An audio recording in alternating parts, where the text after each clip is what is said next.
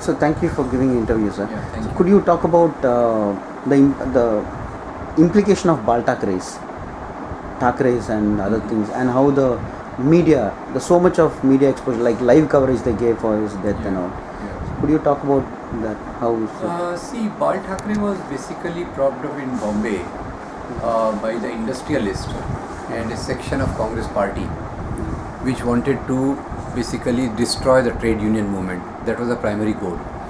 And anti-worker stance, destroying the trade union movement was their beginning point.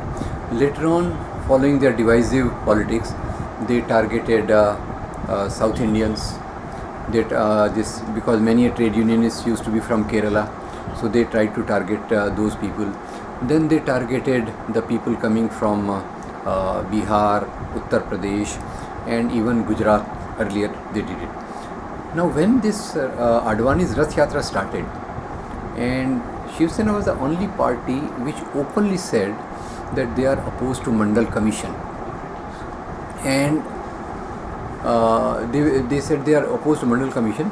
And at this time when Advani started his Rath Yatra, Bal Thackrey changed his focus mainly on Hindutva. For them, Hindutva means bashing of the Muslims, and it's sort of a domination in the particular localities. So Bal Thackrey that way built up his base. One is supported by management, second is supported by a section of dominant middle class. Then he also incited this regional Marathi sentiments. So these three factors went into making Bal Thackrey, and the state here treated Bal Thackrey with kid gloves. Because Bal Thackrey could have been very well be put inside the bars during 92-93 violence. His role was very clear. Hate speech, Samna, and what Sri Krishna Commission said that Bal Thackrey was directing the anti-Muslim violence like a general sitting in his office. That is what Shiv Sena said. So even the ruling party is faulting by not controlling Bal Thackrey. So because of that, his image went on building up, and in funeral, everybody was forced to be a part of it. That's another story. Some people might have gone because of their sentiment. Others were told that if you don't come, you have to live in our area. Think about that. So this was a mix of the two. That's why such a funeral was given to him. Thirdly, giving the state funeral to such a person is itself anti-national. Why? Because Bal Thackrey has always been talking against the unity of the country by targeting this sector or the other. Secondly, he was debarred by Election Commission for many years from voting. He is probably only major leader who was debarred from voting. So in that sense, state government was absolutely wrong in giving a state funeral to Balasaheb Thackeray. And I think they are also opportunists, mainly of course Thackeray in collusion with BJP, RSS is trying to promote the divisive politics. Fortunately, after his death, and these two cousins who are fighting for the piece of the cake, because of that, some section of Shiv Sena has slightly lost its that sharpness, while Raj Thackeray is trying to come up and trying to be more divisive, talking about that. But then again there is a dilemma: who will ally with BJP, who will go with this side, that side. So at the moment I feel that their venomous character, their hacking nature is slightly less at the moment. So one thing is during 90s and 80s, no, Shiv Sena was very powerful in Mumbai. Yeah. So you were been in Mumbai for so many years. Yeah. How did you see? Could you incident some 2-3 incidents? Yeah, they were directly when Ambedkar's collected works were published by the state government, especially the riddles of Rama and Krishna. So Bal Thackrey and Shiv Sena, they opposed it, and they went everywhere. When dalits were going and garlanding the areas, they were washing it with clean water. And at that time actually dalits gave a very fitting reply. They did not keep quiet. They came up and they confronted Shiv Sena. Second was this nomenclature of Marathwada University into Ambedkar University, which is what Dalits wanted, but Shiv Sena was dead opposed to that. So Shiv Sena's class character and caste character is very clear, and even its a regional focus of Maharashtra, that is also a make-believe. They are hardly caring for Maharashtrian people as such. You know, all these closed mills and all that, in that most of the Maharashtrians lost their employment, and it is precisely on that land that this Thackray family has taken lot of contracts, building and all those particular things. So, and I must tell you a very interesting thing, that Thackreys are not originally from Maharashtra. They are originally coming from Bihar. In Bihar, a Hindu Raja did lot of atrocities against them, because of which they went to Bhopal. The Nawab of Bhopal treated them well, and after that they came and settled in Maharashtra. So, I mean, it is one of the very painful phenomenon of our political life. What was the condition of Muslims during that period and now, during Bal Thackrey and Mumbai as such?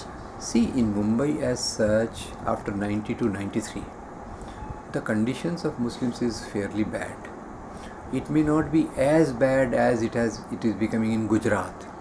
But in Mumbai also, in many pockets, Muslims have been forced to live in ghettos like Mumra, Bhendi Bazar, and near Bhaikla. All these have Madanpura. These have become Muslim ghettos, where in ghetto mentality develops, orthodoxy develops. So they are denied of lot of these things. So though the government, Congress, NCP may not be having discrimination, but because of the insecurity which the community felt, they have been forced to ghettoize, and this was mainly after the Mumbai violence. When Mumbai violence, what is it? 90 to 93. That is the time when Bal Thackrey was labelled as Hindu Hruday Samrat, Emperor of Hindu Hearts. When he presided over the whole carnage, people called him the Emperor of Hindu Hearts. So that was the time, and from that time on, the condition of Muslims in the ghettos is fairly bad. So there is this North India, there is one new argument emerging, not new, it is emerging in public spheres. That is called this Pasmanda movement. Yeah. And there is in South India also a little bit emerging. Yeah. So that there is they keep an argument that this ghetto Muslims and the prisoners behind the bars are coming from a certain kind of a caste which they belong to.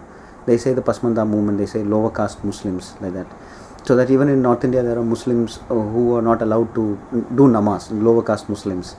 So that even in there were some places right now they were saying. So could you tell this ghetto Muslims, which community they caste they belong to? See, by and large, you are right that in these ghettos, by and large, larger number is of the lower caste Muslims. Okay. But to associate it with crime will be wrong, because people take to crime because of multiple factors. It is neither religion nor caste. Primarily, it is dictated by socio-economic conditions. So I will totally debunk the theory that it is because of Pasmanda Muslims that the crime is more. But of course, I will concede that in ghettos... Actually, what their argument is, many people are illegally put behind bars, no? Muslims, setting terrorists and these all things. So their argument is, majorly those all categories belong to Muslim, lower caste Muslims who are behind the bars, like Makkah Masjid bomb blast, where they took innocent Muslims and put behind bars. So they were saying that the police target like that, they say. No, I will have slightly different opinion, because I was part of many tribunals which went into this investigation of bomb blast cases. And there we found many of the Muslim youth who are students of professional colleges, who are doing their CA shape and who are in the middle of their professional career. They were also arrested. So that way this police is quite caste neutral as far as Muslims are concerned. So they will arrest the lower ones, they will arrest the middle ones. The only thing is the qualification has to be that person, that boy has to be a Muslim. So they will not hesitate in arresting them in the post-terror attack scenario. Like, of course, but we know that the real investigation showed that some other groups were involved in these terror acts. So that this terror attacks and all, there are Muslims like Jamaat Islami is there, and there is MIM is there, and also Muslim League is there. What are their roles? In the sense, why don't they speak about this? Do they have any space to speak, and how do you see that? See, one is that their whole ideology, many of them are very sectarian themselves. So they are not trying to ally with the social movements, which is a real guarantee for the safety of the Muslims. In isolation, no minority can protect itself. So though they are concerned about these Muslims as Muslims, they also come forward. Let's concede that they are one of the major organizations who come and try to protect these Muslim youth. They take a major part in rehabilitation process also. But while doing all this, there is something lacking because of their own sectarianism, and because of they want to remain aloof, and they think in terms of primarily communal tones. So they are not able to influence the problem totally. But here I must say, the part failure is from their side, and part failure is from the secular elements and the state. Because state does not do this rehabilitation work, protection work, there is a vacuum, and this vacuum is then filled by Jamaat, MIM and other communal organizations who claim to be working for Muslims. So there is one secular kind of argument like fighting against Hindutuva, and there are Dalits have been fighting against Hindutuva. The time when Ambedkar says that I'm leaving this Hinduism, I'm no more a Hindu, I don't want to die as a Hindu. So that then he said that Manusmriti is the space for all this, and there was a Manusmriti burning day and all. So that why there is a large number of progressive people who speak against Hindutuva, they don't talk about this Manusmriti at all, because even now that book is not even banned in India. So that how do you see that, sir? See, banning of course does not solve any problem, but talking against it is what is needed.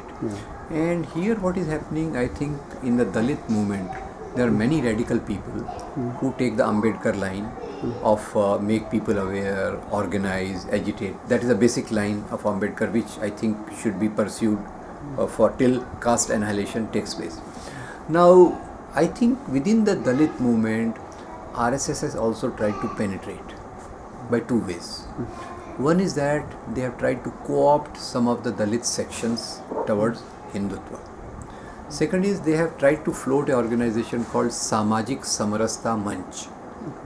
They believe that there should be caste harmony. Ambedkar believes caste should be annihilated. They believe caste should remain, but there should be harmony. Third is that because of this industrial progress or whatever you say, some Dalits also try to go fall prey of the process called Sanskritization. They are fascinated by the upper caste, they are fascinated by that. So they themselves try to dilute this Ambedkar ideology, and they try to go on that path.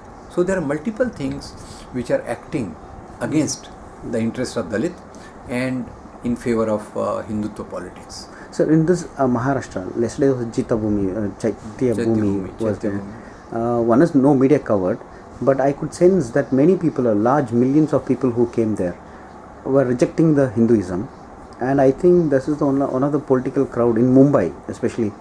Do you see that in Maharashtra, to counter Hindutva, Dalits can be the only source of countering? How do you see that? See, countering Hindutva, I think Dalits are the backbone of the movement. But I will not say that they are the only force. Right? I will, along with Dalits, I will put workers, Adivasis, the sections of the secular society, and even the women's struggle. I think that struggle against Hindutva has to be a part of all joint platform of all these forces. Because what does Hindutva want to do? Hindutva basically wants to uphold caste system, gender hierarchy, abolition of workers' rights, and abolition of Adivasi rights. So basically this is precisely a platform of these groups which can confront Hindutva in a proper way. But Dalits, I agree, have to be a proper central backbone of this movement. So just last, talk about this two things actually. One is about the English mainstream medias, because either Congress or BJP, all of them seems to support Narendra Modi. So that it's very confusing. In a sense, blabbering about Narendra Modi, like NDTV, you see, I was thinking there's a Congress, but all of them give live coverages to them. And also same the case with Bal Thackrey's death. So that how do you see this English media? Do you find they are very Hindutva casteist way? See, I think lately you try to study that as such communalization of media went up after NDA government came to power 1998 to 2004. They tried to change the composition of the media quite a bit. Lately, many of the corporate houses have taken control of the media, and partly they are dictating the line. And corporate wants Narendra Modi because nobody can give them land free, facilities free, the way Modi has done in Gujarat, and that is what is being applauded as a Gujarat model, as an efficient model. Actually, that is a model which is most counterproductive for the nation. It is very good for the corporates, and so media. Your question was about media.